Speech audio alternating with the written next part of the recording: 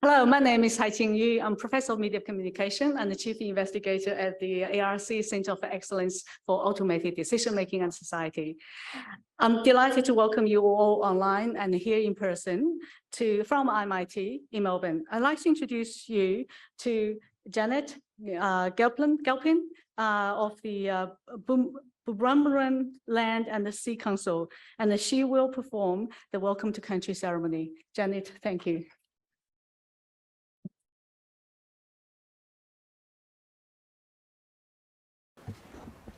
Thank you, Haiqing, for the introduction.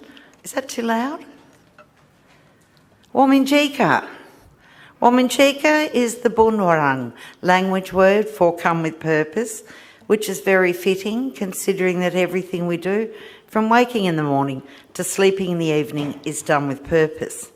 And today your purpose of being here, either in person or online, is for your International Conference on Automated Decision Making and Chinese Society's 3-day event.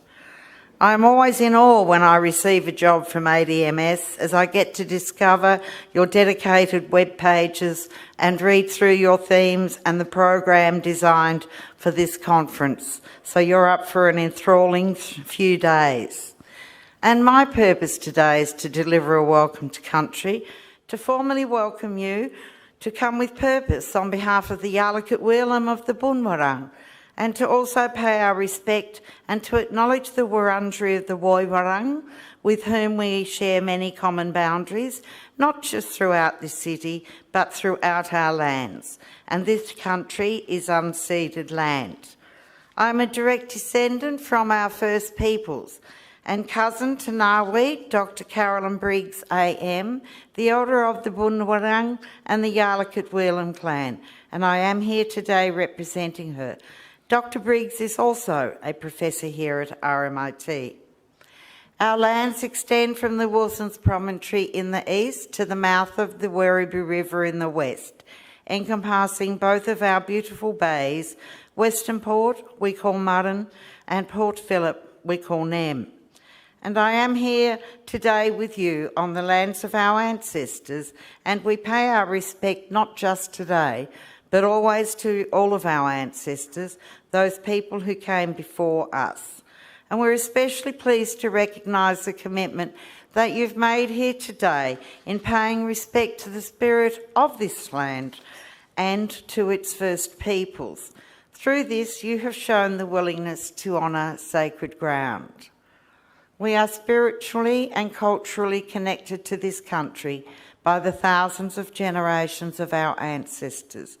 This country is in our DNA, and that is why connection to country is so important to our First Peoples.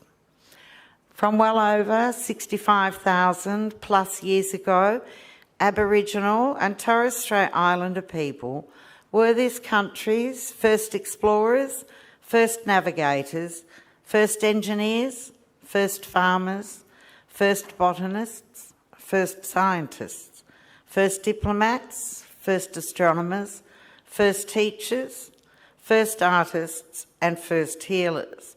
And sometimes in the past, when I mention all of these things that our people were doing for 65,000 plus years, people say, but why did you have to tell me that?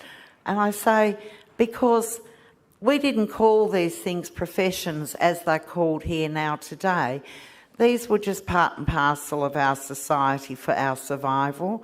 And today, our people are leading in every single one of these professions. So we'd love to congratulate our young people when they come through school and university and excelling. It's just such a beautiful thing that that's still happening today. Australia also has the world's oldest oral stories. The First Peoples engraved the world's first maps and made the earliest paintings of ceremony and invented unique technologies. And the first footprints on this continent were those belonging to our First Peoples. But unfortunately, our First Peoples are unknown to many who live in this land, and we are largely unknown by other countries and cultures. But we are the oldest living and surviving culture in the world.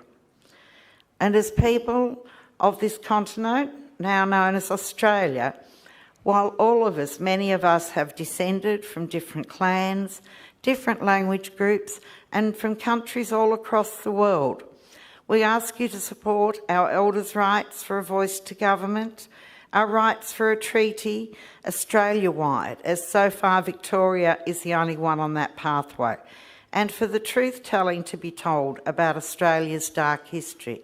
And again here in Victoria, a Truth Commission is now underway for this purpose. And when all these stories come out and are published and people are aware of the true history of our nation, I think then we can all move forward together, but that's an undertaking that must come first. So the word Wominjeka, as I said earlier, translates to come with purpose, but it's also a contract between the people as the custodians of this land and yourselves to ensure that the laws of Bunjil, our Creator, are adhered to and to guarantee safe passage for those who ask.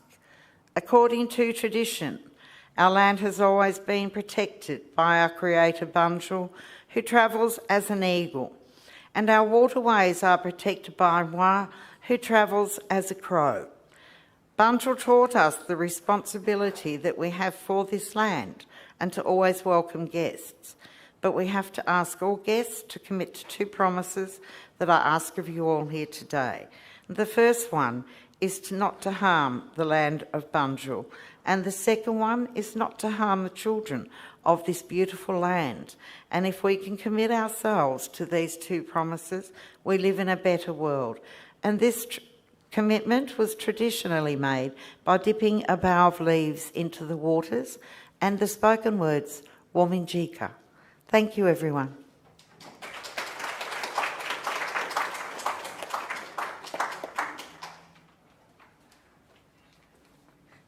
Thanks, Aunty.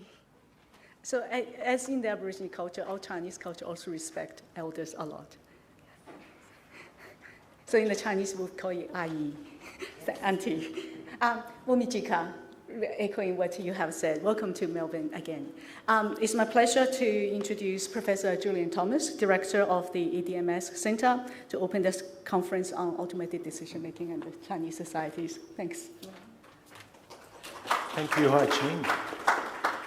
Thank you very much. I'm absolutely delighted to welcome you all here and online on behalf of our ADM+S Centre to this conference on automated decision-making and Chinese societies. This is going to be an intensive few days ahead of us, looking at a very rich program. We're going to be covering a really wide territory of exciting current research across disciplines and topic areas. And as you will see around you, we've brought together, very lucky to have been able to bring together an extraordinarily diverse group of scholars. Just a quick word about the importance of this event for us, and here I think that for our centre, for ADM+S, the conference and all the work that's been done to shape this embodies our objectives as a centre, to work across institutional and geographical and national borders to build an understanding of contemporary data-driven automation, whether that's happening in government, in business and the economy, or in communications and culture. We think this conference will substantially and significantly enlarge the knowledge base for our region and beyond. And we think that it will contribute productively, we look forward to this, to our understanding of the strategies that are going to be necessary to respond to the extraordinary acceleration of automation, which has been driven by the pandemic and by fast-moving technologies. I want to note that none of this would have been possible without the work of the remarkable Catch Network and the leadership and collaboration of Jesper Zuethen, working with our remarkable RMIT colleague, Haiqing in organising this event. So I'm delighted to declare our conference on automated decision making and Chinese societies open. Thank you.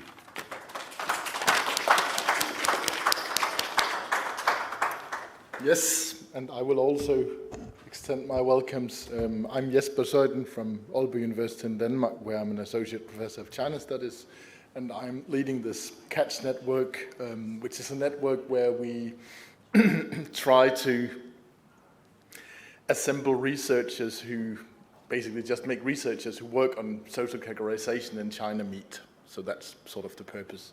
And when Haiqing suggested that we should join forces for this conference, we were really happy to extend this invitation to members of the Catch Network, and we can see many of you are present here today, so that's really good. To be honest, this concept of automated decision-making was not really a concept I had heard about. I think many of the other members had, but I hadn't. Before it came up with this conference and Haiqing's suggestion, but it really fits the themes of studying indicators, categories and stuff that you need to understand in order to make automated decision-making work. So it really fits extraordinarily well. We cover many different facets of automated decision-making at this conference in Chinese societies. And the timing is also, it comes sort of at a critical juncture because the organization of Chinese communities appears to be changing really fast right now, but also because this conference comes at a time when traveling to China is becoming possible again. So I really hope to make a lot of contacts for my first trip to China for many years at this conference, and I hope many of the rest of you will do the same. And yeah, I'm really happy that we've made it this far, and we should all extend our thanks, even in advance, to Haiqing, who's been organizing all of this. Thank you very much for that.